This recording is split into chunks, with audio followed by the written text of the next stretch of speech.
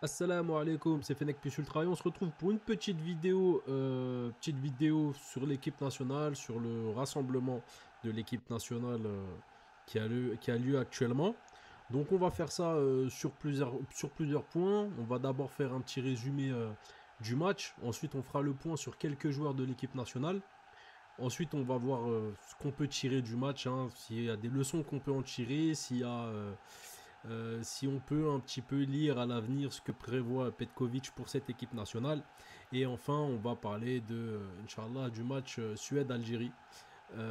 Parce qu'il y a eu des faits depuis le match.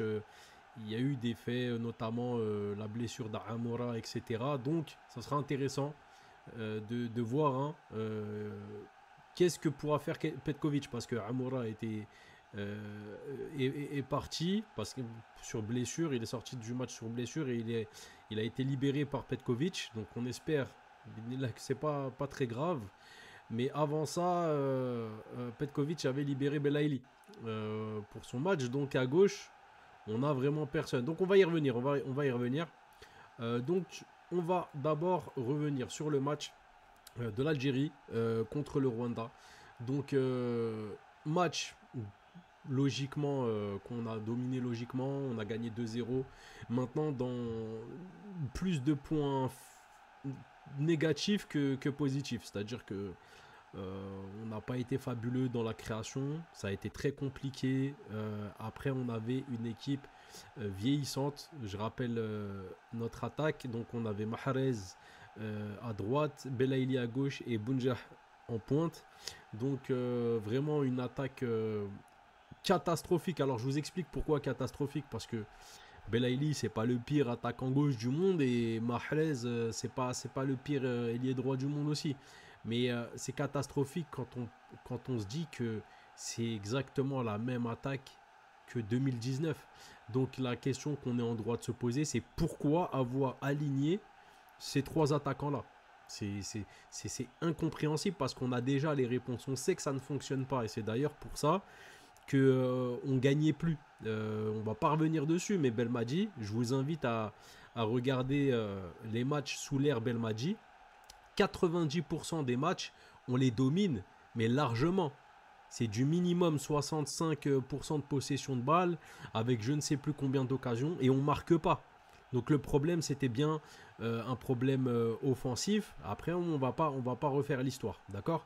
Mais donc du coup, on avait besoin de renouveau, et avec Petkovic, on avait besoin, voilà, de tester des choses. Là, c'est deux matchs amicaux qu'on a, et cette attaque-là, on ne peut, on peut pas la comprendre. Mais en fait, c'est vraiment le 11 complet qu'on ne peut pas comprendre. C'est-à-dire que tu mets ça en attaque, en défense, il faut tester aussi. Donc en défense, la seule chose qui est logique pour moi, c'est Attal à droite. À gauche, il a préservé Ait Nouri, il a mis Hadjem, donc c'est normal aussi. Après, pourquoi mettre Ben Sebaini titulaire? On a Tougaï et Madani qui sont des gros points d'interrogation en équipe nationale. Moi, je suis pas du tout satisfait par cette charnière centrale. Enfin, cette charnière centrale. Par ces défenseurs-là, pardon. Donc, ça aurait été intéressant de les aligner dès le début, je pense, pour voir ce qu'ils pourraient donner. On joue contre le Rwanda, il n'y a pas trop de risques. Et à la limite, si on perd 1-0, 2-0 à la mi-temps, parce que ça aurait été fort possible, bah, c'est pas grave. Après, tu fais rentrer Ben Sebaini et tu as les qualités offensives pour retourner la situation.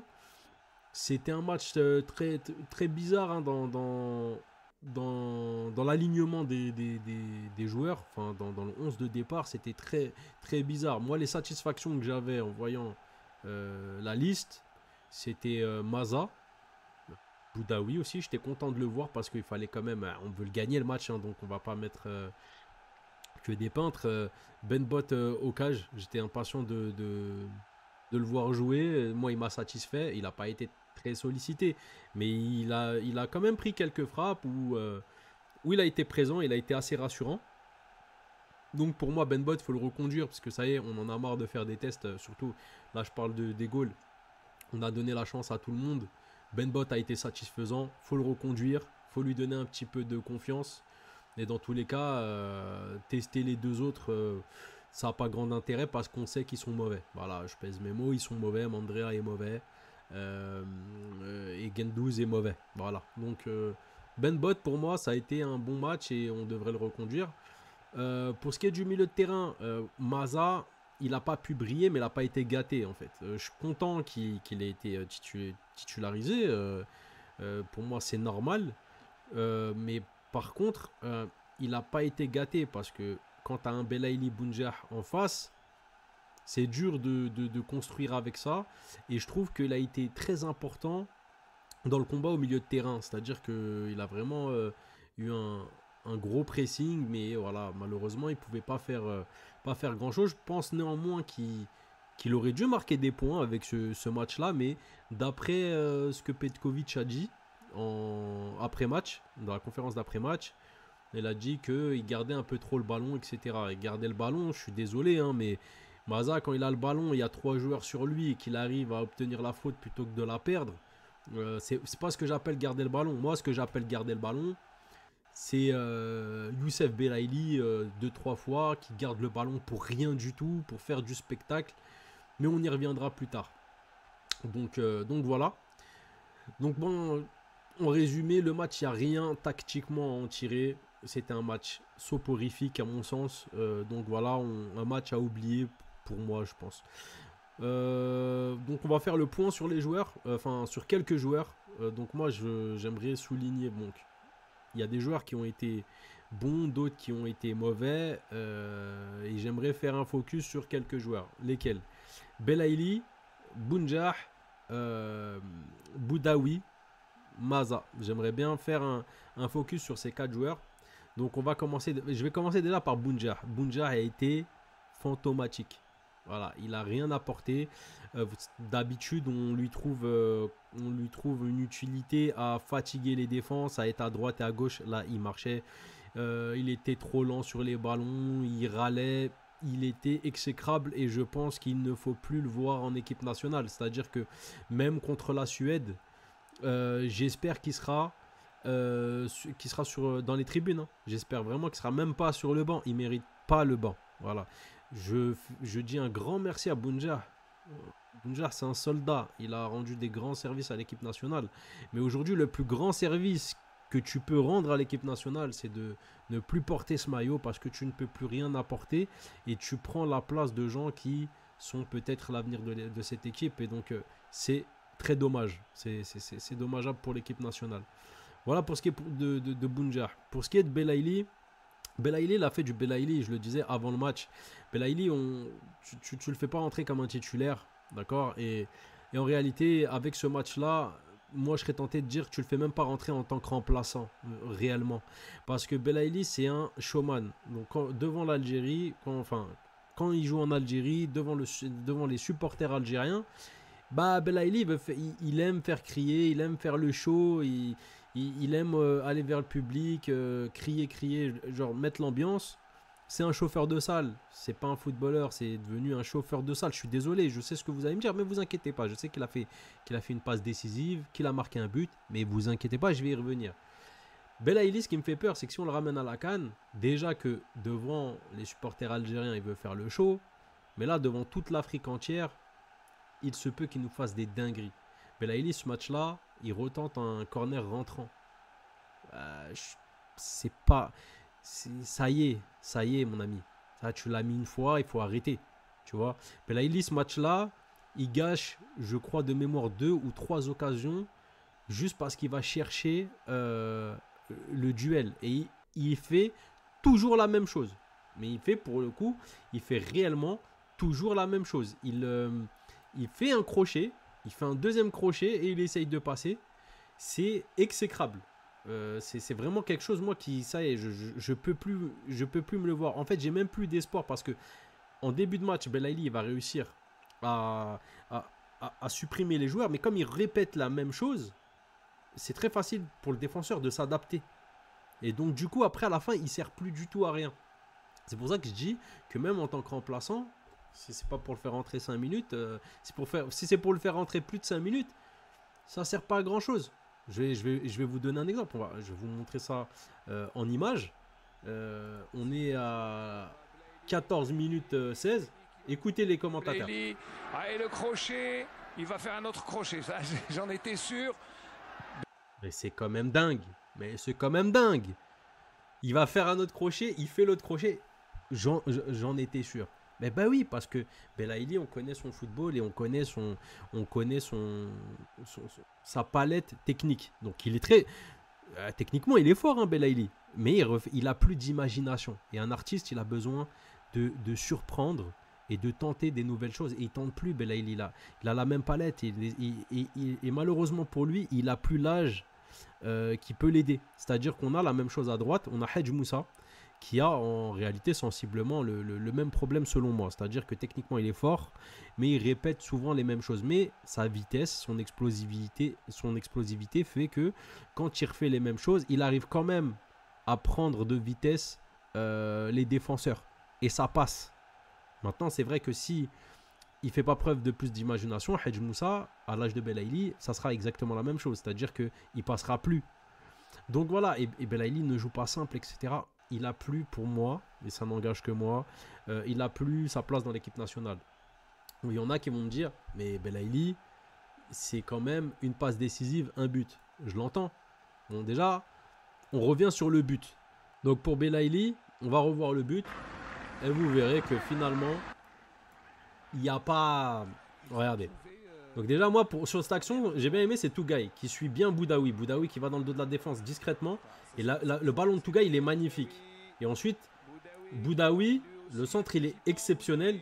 Et là, tu as Belaïli qui marque. Belaïli, il marque de la tête. Moi, ma question est la suivante.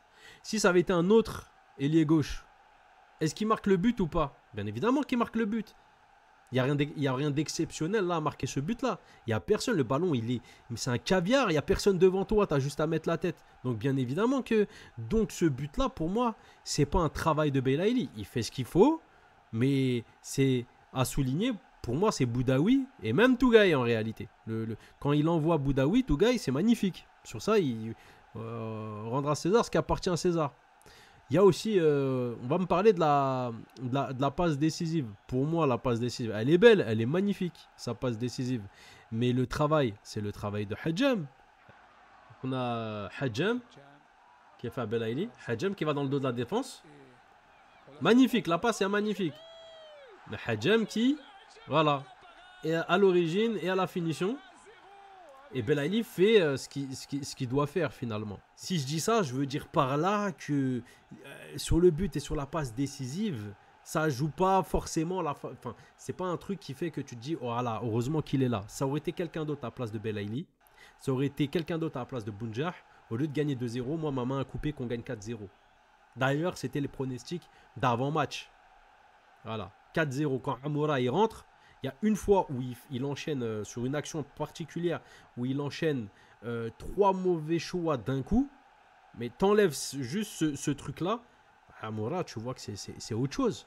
Amoura, c'est autre chose. Ça combine mieux et ça va beaucoup plus vite. Et c'est des choix intelligents. Donc, voilà, pour Belaïli, je suis désolé, mais moi, je ne veux plus le voir en équipe nationale. Tout comme Bounjah. Maintenant, on va faire le petit focus sur Boudaoui et sur Maza. Donc sur Maza, je vais me répéter parce que je l'ai déjà dit. Mais Maza, je trouve que sur ce match, il a été précieux dans le pressing. Il a été au four et au moulin. C'est pas son meilleur match, d'accord, mais il fait partie des meilleurs Algériens. On l'a pas gâté avec on l'a pas gâté dans le 11 dans lequel on l'a fait débuter. Voilà. Le Maza contre ce Rwanda là, c'est pas le Maza qu'il y a contre le Mozambique. Mais attention, quand je dis ça, je dis pas qu'il a été mauvais, loin de là. Je me répète, c'était un des meilleurs Algériens pour moi. Mais c'est très difficile de créer, de créer avec des Bounjah, avec des Belaïli en face et donc voilà. C'est compliqué. Boudaoui qui montre que c'est le patron de ce milieu de terrain, Boudaoui il est essentiel à mon sens à cette équipe nationale et encore plus quand on veut mettre sur la feuille de match Mahrez et Attal. Ah, là, tu es obligé d'avoir un Boudaoui parce qu'il a 6 poumons et il compense l'âge de Mahrez et les petites errances défensives de Attal. Attal qui a été très bon ce match-là en défense, mais quand il monte, il faut pouvoir avoir quelqu'un qui tient la baraque derrière et Boudaoui l'a fait très bien et on l'a vu. Boudaoui indispensable, même sans Mahrez et Attal, il a sa place de titulaire, il fait partie de cette colonne vertébrale de cette équipe nationale. Et donc voilà, je pense que c'est les deux grosses certitudes. Ah, encore une fois, un petit mot pour Ben Bot, que je reconduirai parce qu'il a fait un bon match. Il n'a pas été très sollicité, mais il a fait un bon match.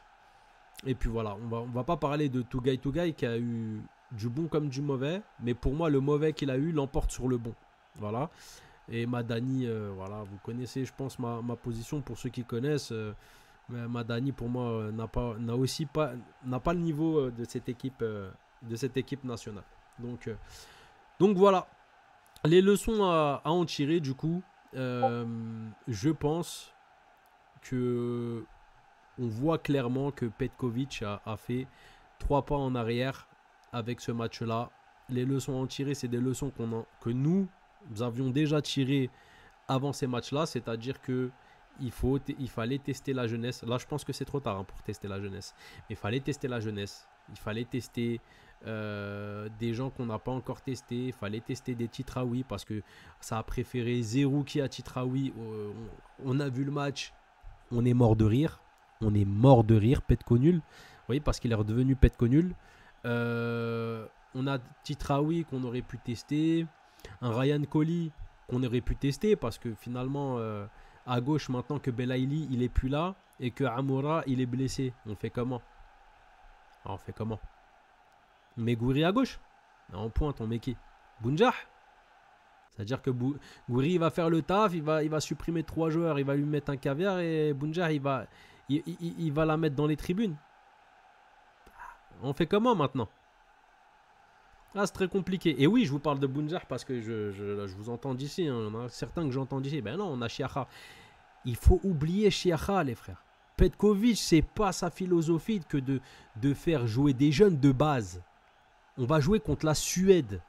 Vous pensez qu'il va faire rentrer Chiacha? Ah, franchement, j'aimerais bien. Ça voudrait dire qu'il a vraiment compris que Bounjah, il est à la ramasse. Mais je ne crois pas. Il a un problème. Petkovic a un problème avec la jeunesse. Petkovic ne respecte pas les jeunes.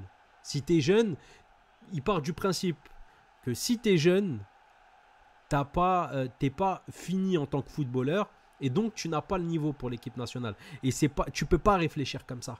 C'est pas possible. Quand tu vois qu'après match, il dit de Maza qu'il a trop gardé le ballon, qu'il a montré des belles choses, non, je suis désolé. Maza, il fait partie des meilleurs Algériens ce soir. Je suis désolé. Donc voilà. Je pense qu'il ne faut pas s'attendre à ce qu'on voit Chiacha rentrer, si ce n'est les 5 dernières minutes. Et même là, je suis très pessimiste. Donc voilà, le 11, dans le 11 entrant, finalement, je pense que par la force des choses, on aura peut-être Ait Nouri qui débutera, même si je trouve que ça serait dommage parce que Hadjam a fait le travail. Je pensais que Ait Nouri serait pas là parce qu'il devait passer sa visite médicale pour signer à City, mais visiblement il sera là pour le match. Donc Ait Nouri à gauche contre la Suède, on va voir ce que ça donne. Moi j'aimerais bien qu'on ait une révélation, qu'on ait un second match référence parce que son premier match à Ait Nouri il était monstrueux. Je pense qu'on aura Bounjah dans l'axe, on aura Gouiri à gauche, on aura Mahrez à droite, on aura Aouar en 10, Boudaoui et Ben Taleb très certainement. Ben Taleb dans l'axe, il va nous reconduire un Ben Sebaini Aïssa Menji et je mets ma main à couper que ce sera Gendouzi dans les cages alors que il faudrait avec le match qu'a fait Ben Bot retenter Ben Bot, mais je pense qu'il va faire rentrer Gendouzi titulaire. Voilà, je pense que ça sera ça, on va voir si je me trompe. Mais Petko nul, là, il me sort par les trous de nez. Hein. Je suis désolé. Moi, je suis vraiment désolé. Je suis très pessimiste parce que finalement, je pense que y a des choses qui se sont dessinées et il y a des gens qu'on va voir à la CAN. Hein. On va voir à la CAN. Je pense que Belaïli, on va le voir à la CAN. Hein. Je pense que Belaïli, on va le voir à la CAN.